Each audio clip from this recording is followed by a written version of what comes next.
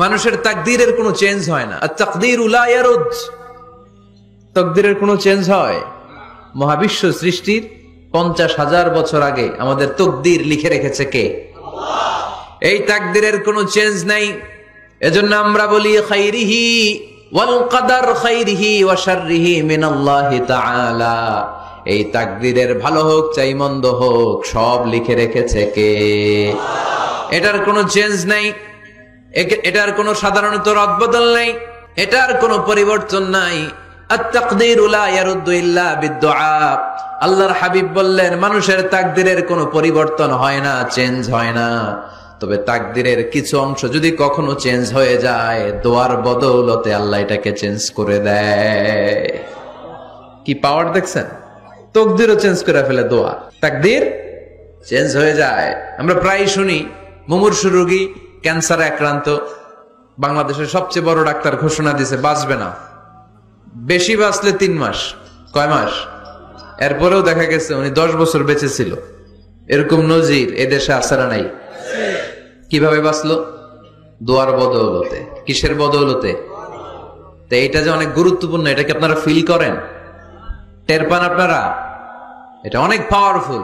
It's like a missile.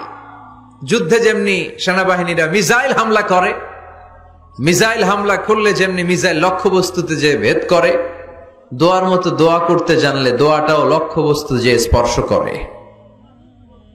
সুবহানাল্লাহ পড়বেন না? আদ-দুআউ সিলাহুল মুমিন। দোয়া হচ্ছে মুমিনের অস্ত্র। রাতের তাহাজ্জুদের জায়নামাজে চোখের পানি ছাড়ার যে দোয়া, এটা আমাদের সবচেয়ে বড় অস্ত্র। চিল্লায় বলতে হবে ঠিক কি না?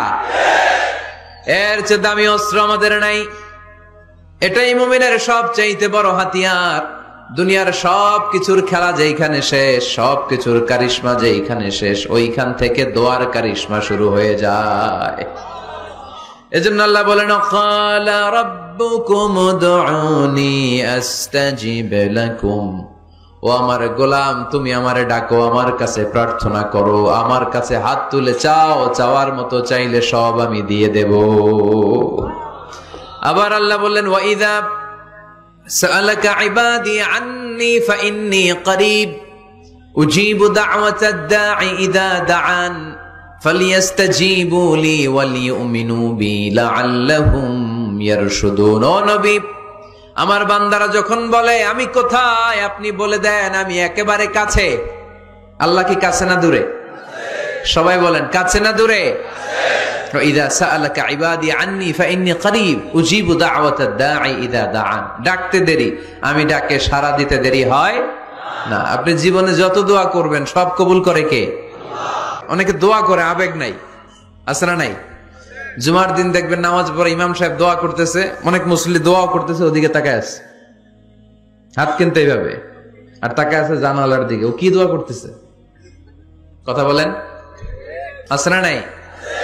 এজন্য দোয়াটা করবেন কায় মনোবাক্যে, খুব আন্তরিকতা দিয়ে, হৃদয় থেকে।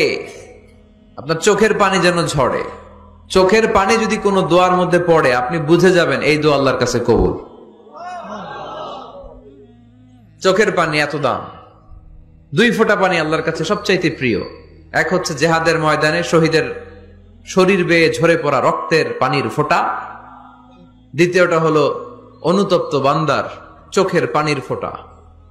নিজের ভুলগুলো বুঝতে পেরে কেউ যখন কান্না করে আল্লাহর কাছে কাঁদে, তার চোখের পানি চোখ বেয়ে নাকের ডগা বেয়ে মাটিতে পড়ার আগেই ওই ক্রন্দনরত বান্দার জীবনের সব গুণ আল্লাহ মাফ করে দেয়। এজন্য কান্নার কোনো বিকল্প নাই, কাঁদতে হবে, কাঁদলেই ক্ষমা পাওয়া যাবে।